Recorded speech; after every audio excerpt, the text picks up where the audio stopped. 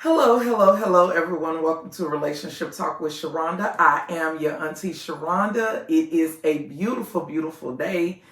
Before we get started, let me say this. I can honestly say that I wake up every day happy, meaning I'm content with my choices, meaning I feel fulfilled, right? Meaning I don't necessarily have a worry in the world. And when my eyes open up, I thank God for it. And I always constantly remind myself that God is never less than good. And I say this because I've seen too many times where he's shown up at 11:59 in situations that I'm just like, what I'm gonna do?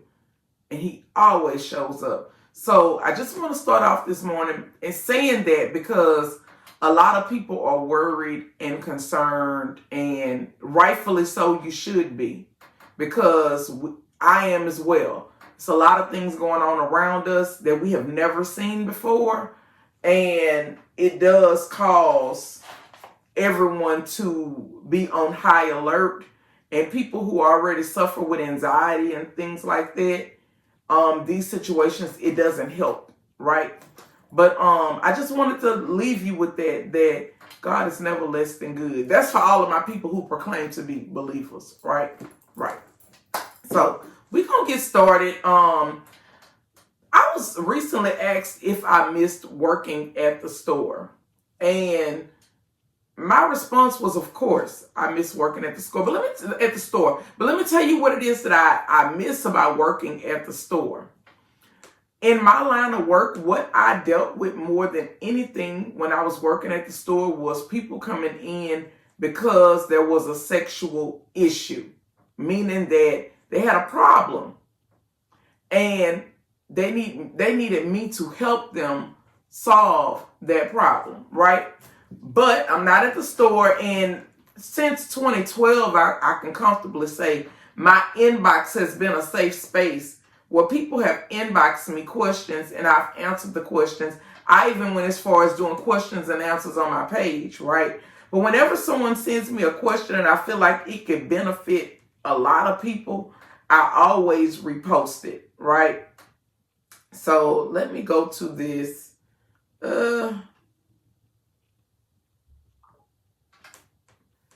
Let me go to this question. Okay.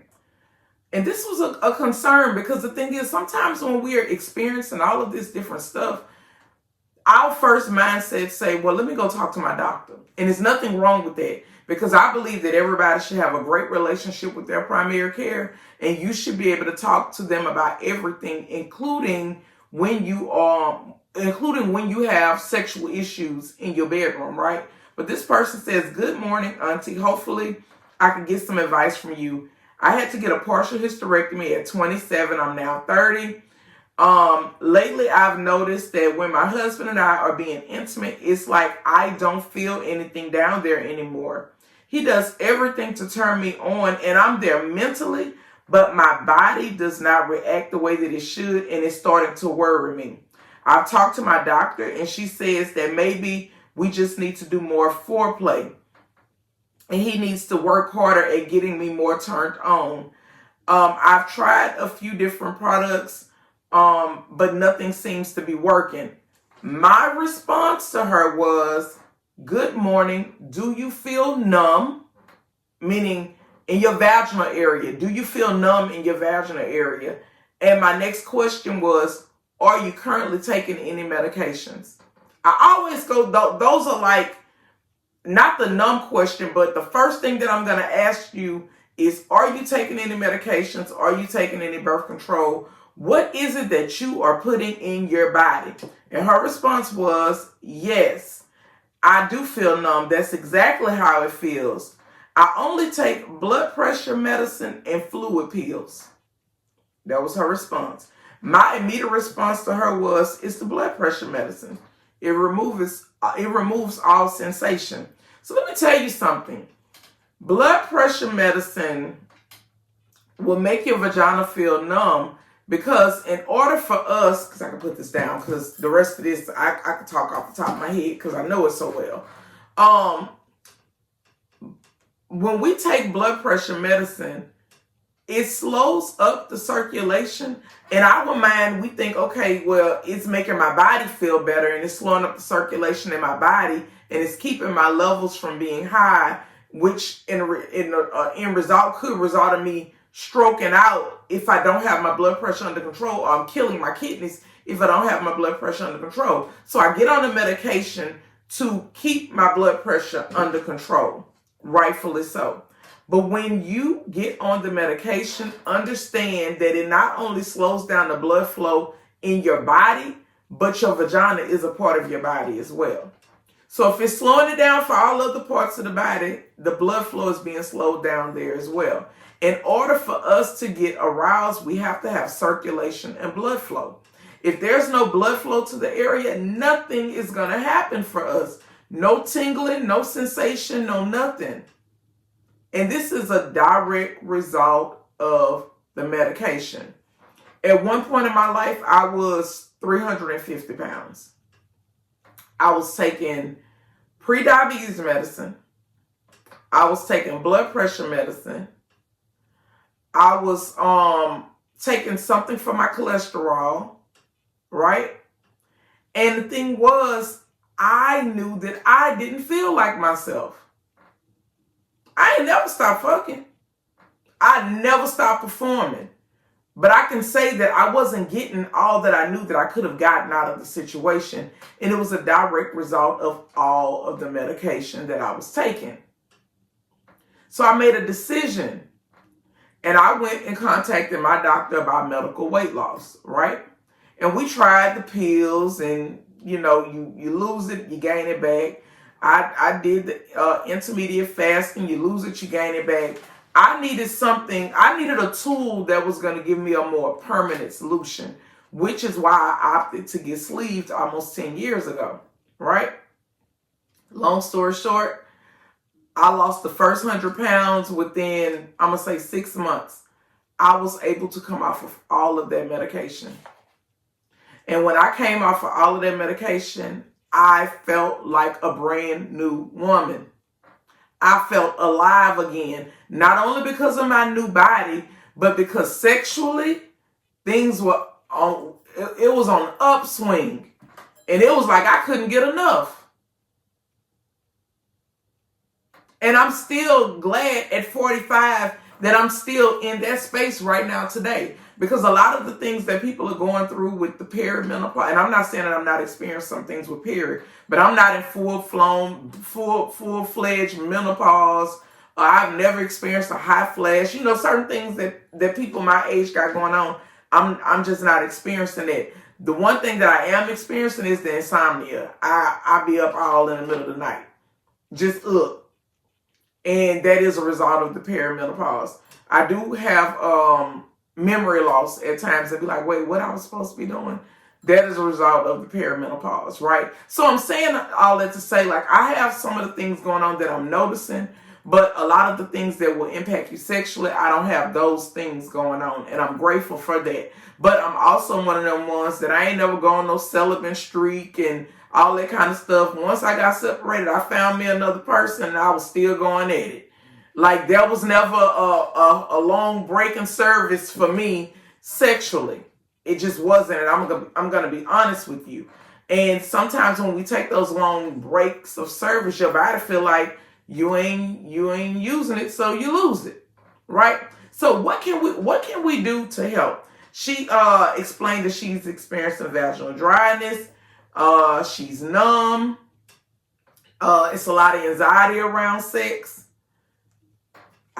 These are the things that I recommended. A topical cream for her clitoris and her vaginal area. A stimulating gel. This gets the party started. This makes the blood flow to that area. So whatever blood in your body, it makes it flow to the vagina so that the clitoris can get erect. No different than the blood flowing to the body and the penis getting erect. The clitoris can get erect too. So this helps with the blood flow to the area. Vaginal dryness, we have something called hydrate. Well, this is spot on. But we have something called hydrate, right? Oh, and the other, look, I'm back and forth. You can use spot on or you can use Orgasmix. They're pretty much the same product, different brands, right? So if you got Orgasmix, you can use Orgasmix too. I'm an Orgasmix girl. I love Orgasmix. Hydrate. This is the vaginal lotion that you're going to put on your lips when you get out of the shower. And it's going to basically absorb the product into your body. And it's going to help lock that moisture in your vaginal area. And this is called Hydrate. And for those of you all that are experiencing sexual anxiety, I do have the Numb gummies and the vapes. This is going to help you to relax and get in the mood. And it's also going to help with your blood flow and your orgasms and all of that, right? So there is help out there, but sometimes you got to come and see me. Your doctor ain't going to have the products that I'm going to have. And it's okay. I have these things in stock for a reason, to be able to help you. And when I posted the answer to that question, I immediately started getting my inbox flooded with people saying, thank you, thank you, thank you, thank you, thank you. And they were going on the website and ordering products. But they were thanking me because they had that same problem going on, but just too embarrassed to ask the question. They had that same problem going on, but really didn't feel like they had an outlet to be able to ask the question without, feeling shame about it, which is the same as embarrassing. It's all the same, right? So another lady contacted me and she was saying she's in her 40s. The guy that she's been seeing for about 5 years now is in his late 50s. And she just noticed that he doesn't try to be intimate with her anymore. In the beginning, he was trying to get it all every chance he got, and then he started battling with medical stuff, blood pressure stuff, and basically there's no interest in sex. And I had to explain to her, ma'am, men have something called an ego, right? I'm not going to go and try to get a party started when I know I can't perform the way I'm used to being able to perform. It's humiliating. And what men typically do is they just stop trying to have sex. So she was like, well, is there anything that we could do? Because I'm still young and I'm still wanting to be active. And I asked her, I said, can he at least get it up?